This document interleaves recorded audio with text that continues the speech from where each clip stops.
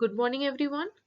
Last class में हमने the negotiable instruments act 1881 का सब टॉपिक क्या था, that is types of negotiable instruments. आज हम लोग वो टॉपिक को कंटिन्यू करेंगे और आज का हमारा लेक्चर होगा ऑन चेक। तो लास्ट क्लास में हमने पढ़ा about bill of exchange and promissory note, और हम लोग को पता है कि नेगोशिएबल इंस्ट्रूमेंट्स तीन तरह के होते हैं: promissory note, bill of exchange and cheque. तो आज हम लोग पढ़ेंगे व्हाट इज चेक। तो चेक एक डॉक्यूमेंट होता है जो कि इस तरीके से दिखता है। It is a document that orders a bank to pay a specific amount of money from a person's account to the person in whose name the cheque has been issued. तो ये एक ऐसा डॉक्यूमेंट है जो bank को order करता है कि स्पेसिफिक अमाउंट ऑफ मनी पे करे। तो यहाँ पे बैंक को ऑर्डर किया जा रहा है कि ये ₹5000 है, जो कि स्पेसिफिक अमाउंट ऑफ मनी है, वो पे करे from a person's account. From a person's account है यहाँ पे दीपक दास। दीपक दास के अकाउंट से पे करे to the person in whose name the cheque has been issued. तो ये चेक किसके नाम पे इशू किया गया है? ये चेक इशू किया गया है सुष्मिता सिंह के नाम पे। तो यहाँ पे ये डॉक्यूमेंट जो चेक है वो ऑर्डर कर रहा है बैंक को कि ये 5000 जो कि एक स्पेसिफिक अमाउंट ऑफ मनी है वो पे करे सुष्मिता सिंह को, जिसके नाम पे चेक को इशू किया गया है फ्रॉम दीपक दास अकाउंट। तो चेक का मतलब देखते हैं according to section 6। A cheque is a bill of exchange. Cheque एक बिल ऑफ एक्सचेंज है drawn on a specified banker and not expressed to be payable otherwise than on demand। तो ये एक बिल ऑफ एक्सचेंज है cheque, that is drawn on a specified banker। ठीक है, bank को order किया जाता है यहाँ पे, and not expressed to be payable otherwise than on demand. इसका मतलब है कि ये जो चेक है it is always payable on demand. Simply कहे तो जब तक डिमांड नहीं किया जाएगा तब तक पेमेंट नहीं दिया जाएगा। ठीक है, तो ये जो चेक जो है वो डिमांड करने के बाद ही पेबल रहता है। It is always payable on demand and it includes the electronic image of a truncated check and a check in the electronic form। तो electronic image of a truncated cheque. Truncated cheque का मतलब है scanned image of the cheque. अगर cheque है ये जो कि physical form में है, उसको अगर स्कैन कर लिया जाए, उसका इमेज लिया जाए, तो वो हो जाएगा truncated cheque. And a cheque in the electronic form. तो इलेक्ट्रॉनिक फॉर्म में मतलब कि ये जो चेक है वो इलेक्ट्रॉनिक फॉर्म में होगा, वो डिजिटली होगा। आप चाहे तो यहाँ पे कर्सर डाल के वहां पे टाइप कर सकते हैं। ठीक है, वो इलेक्ट्रॉनिक फॉर्म में होगा। और ट्रंकेटेड चेक जो फिजिकल चेक है उसका इमेज लेना, scanned cheque that is truncated cheque, और cheque in the electronic form जो डिजिटल फॉर्म में रहता है।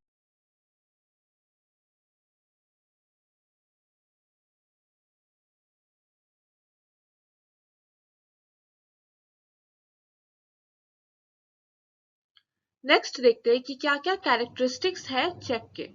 तो cheque is always drawn on a bank. तो ये हमेशा बैंक को ही से ही ड्रॉ किया जा सकता है। ठीक है, बैंक को ही ऑर्डर किया जाता है to pay. A cheque is always payable on demand, और ये हमेशा पेबल रहता है ऑन डिमांड। बिना डिमांड के cheque is not payable.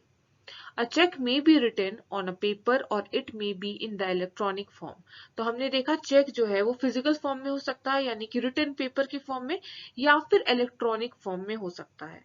A check may be authenticated by the hand written signature or by the digital signature। तो written form में है तो वो हैंड रिटन सिग्नेचर होगा, उसके थ्रू ये ऑथेंटिकेट किया जाएगा, और बाय द डिजिटल सिग्नेचर, या फिर अगर वो इलेक्ट्रॉनिक फॉर्म में है तो डिजिटल सिग्नेचर के थ्रू। नेक्स्ट है टाइप्स ऑफ चेक। तो ब्रॉडली चेक को दो पार्ट में क्लासिफाई किया गया है, that is open cheque and crossed cheque. Open cheque में दो है, बेयरर चेक और order cheque.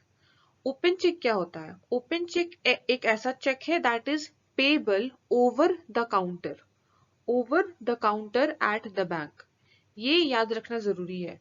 Open check is payable over the counter at the bank, यानी कि जो होल्डर है ओपन चेक का, अगर वो बैंक जाए तो उसको वहीं पे कर दिया जाएगा। Crossed cheque on the other hand क्या है? Crossed check can not be paid over the counter at the bank. तो यही डिफरेंसेस है ये दोनों के बीच में। और जो क्रॉस्ड चेक है that can be collected through a banker only. Crossed cheque को बैंकर के थ्रू ही कलेक्ट किया जा सकता है, लेकिन ओपन चेक में अगर होल्डर जाएगा तो उसको कैश उसी टाइम दे दिया जाएगा over the counter at the bank. तो आगे भी कैटेगराइजेशन है चेक्स के, वो है ante dated cheque, stale cheque, mutilated cheque and post dated cheque. तो हम लोग आगे पढ़ेंगे सारे चेक्स के बारे में एक एक करके। पहला है open cheque. A check is called open when the holder of such a check is payable over the counter at the bank. तो ओपन चेक में जो चेक का होल्डर है, ओपन चेक का जो होल्डर है उसको पे कर दिया जाएगा over the counter at the bank. The holder of an open cheque has the following options as well. तो देखते हैं क्या ऑप्शंस रहता है holder of an open cheque के पास। Can receive its payment over the counter at the bank. तो अगर ये जो होल्डर है अगर वो चेक को प्रेजेंट करेगा तो उसको over the counter at the bank उसी टाइम उसको कैश दे दिया जाएगा। Can deposit the cheque in his own account. तो वो चाहे वो चेक को डिपॉजिट कर सकता है अपने अकाउंट में। Can pass it to someone else by signing on the back of a cheque that is endorsement. तो ओपन चेक का जो होल्डर है वो चाहे तो वो इसको इंडोर्स कर सकता है by signing on the back of a cheque. Next है bearer check. A check which is payable to any person who presents it for payment at the bank counter is called bearer check. तो bearer check वो कहलाता है जिसको कोई भी person अगर present करेगा बैंक में तो उसको उसके लिए पेमेंट कर दिया जाएगा, उसको कैश दे दिया जाएगा। A bearer check can be transferred by mere delivery and requires no endorsement. तो bearer check को ट्रांसफर कर दिया जाता है by mere delivery और इसके लिए इंडोर्समेंट का जरूरत नहीं है। जो भी पर्सन उसको प्रेजेंट करेगा बैंक में उसको ये पेमेंट कर दिया जाएगा। तो ऑब्वियस सा बात है ये बेयरर चेक में हाई रिस्क इन्वॉल्व रहता है। फिर है order cheque. An order cheque is one which is payable to a particular person.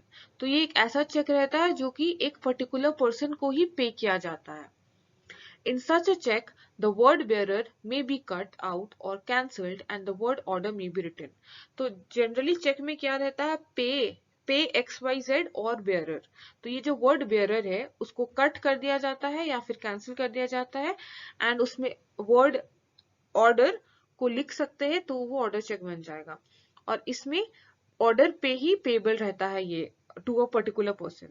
The payee can transfer an order check to someone else by signing his or her name on the back of it. तो पेई जो है वो चाहे तो ये check को endorse कर सकता है। यहाँ पे था बेयरर चेक में वो इंडोर्समेंट वाज नॉट रिक्वायर्ड, बस मेयर डिलीवरी से ये जो चेक है वो ट्रांसफर हो सकता है। लेकिन ऑर्डर चेक में ऐसा नहीं होता, ऑर्डर चेक के लिए इंडोर्स करना जरूरी रहता है। जो पेई है उसको साइन करना पड़ेगा अपना नाम on the back of it, तब ये जो ऑर्डर चेक है वो इंडोर्स वो कर सकता है, ट्रांसफर कर सकता है किसी और के नाम पे। और जिसके भी नाम पे वो ट्रांसफर करना चाहता है उसको उसका भी नाम लिखना पड़ेगा ऑन द चेक। नेक्स्ट है क्रॉस्ड चेक। तो सिंस ओपन चेक जो है it is subject to risk of theft, it is dangerous to issue such cheques. तो क्यों डेंजरस रहता है ओपन चेक को इशू करना? इसलिए because that is payable over the counter. और जो क्रॉस चेक है ये रिस्क को अवॉइड करता है क्योंकि cross cheque is not payable over the counter at the bank. Cross cheque can not be paid over the counter और इसलिए ये जो रिस्क है उसको अवॉइड करता है क्रॉस चेक।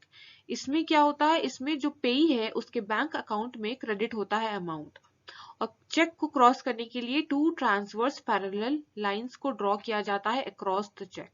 हम लोग क्रॉस चेक के बारे में नेक्स्ट क्लास में डिटेल में पढ़ेंगे विद द एग्जांपल कि चेक में किस तरीके से लाइंस को ड्रॉ करते हैं और वो चेक को क्रॉस करते हैं, क्रॉस चेक बनाते हैं और वो चेक जो है वो पेबल नहीं रहता है over the counter.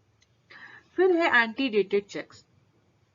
Check in which the drawer mentions the date earlier to the date of presenting it for payment. तो ये चेक में जो ड्रॉर है वो पहले का डेट मेंशन करता है, जिस दिन पे वो ड्रॉ कर रहा है उस दिन का नहीं लेकिन पहले का डेट वो मेंशन करता है of presenting it for payment. फिर है stale cheque. A check which is issued today must be presented before a bank for payment within a stipulated period. After expiry of that period, no payment will be made and it is then called stale check. तो stale check मतलब वो check जो है वो पुराना हो जाता है, वो expire हो जाता है. अगर 3 महीने का है expiry date, तो 3 महीना पार हो गया तो अब वो check use नहीं हो सकता. That check is stale. फिर है म्यूटिलेटेड चेक. म्यूटिलेटेड का मतलब basically it is a damaged cheque, जो कि in case a cheque is torn into 2 or more pieces and presented for payment, such a check is called a mutilated check. तो अगर check damage हो गया है, वो या तो फट गया है, उसका 2 या 2 से ज्यादा टुकड़ा हो गया है और फिर उसको प्रेजेंट किया जा रहा है पेमेंट के लिए, तो वो कहलाता है mutilated cheque. The bank will not make payment against such a check without getting confirmation of the drawer. तो drawer के confirmation के बिना बैंक जो है इसका पेमेंट नहीं करता है इस चेक का. ड्रॉर कौन होता है चेक का? जो चेक को ड्रॉ कर रहा है. हमने पहले वाले एग्जांपल में देखा था, वहां पे दीपक दास जो है वो था drawer of the cheque. Drawee होता है बैंक, ठीक है, बैंक ड्रॉई होता है और पेई होता है जिसको पेमेंट किया जा रहा है. वहां पे सुष्मिता सिंह थी, वो पेई थी. But if a check is torn at the corners and no material fact is erased or cancelled, the bank may make payment against such a check. तो अगर चेक डैमेज हुआ है लेकिन कॉर्नर्स में डैमेज हुआ है और उसका जो इम्पोर्टेंट मटेरियल फैक्ट है वो इरेज नहीं हुआ है, तो फिर जो बैंक है वो पेमेंट करेगा अगेंस्ट सच अ चेक. नेक्स्ट है post dated check. Check on which drawer mentions a date which is subsequent to the date on which it is presented is called a post-dated check. तो antedated में पहले का date डाला जा रहा था, post-dated में बाद का डेट डाला जा रहा है. अगर आज आप चेक को ड्रॉ कर रहे हैं तो आप में भी 5 दिन के बाद का डालेंगे, 10 दिन के बाद का डेट डालेंगे, तो जो बैंक है उसके बाद ही उसको पे कर सकता है. तो वो जो चेक है उसका पेमेंट कर सकता है वो डेट के बाद ही. पोस्ट डेटेड चेक है तो अगर वो अभी आज से लेकर नेक्स्ट 10 डेज के बाद का वो डेट डाला है तो 10 डेज के बाद ही बैंक जो है वो पेमेंट करेगा अगेंस्ट सच अ चेक. तो हमने देखा about kinds of negotiable instruments. Last class में हमने कवर किया था promissory note and bill of exchange और आज हमने किया चेक. आप लोग को क्या करना है, आप लोग को डिफरेंसेस देखना है between promissory note and bill of exchange and difference between cheque and bill of exchange. और नेक्स्ट क्लास में हम लोग करेंगे about crossing of cheque, about types of crossing, कि जो क्रॉस्ड चेक है उसको किस तरीके से क्रॉस किया जाता है.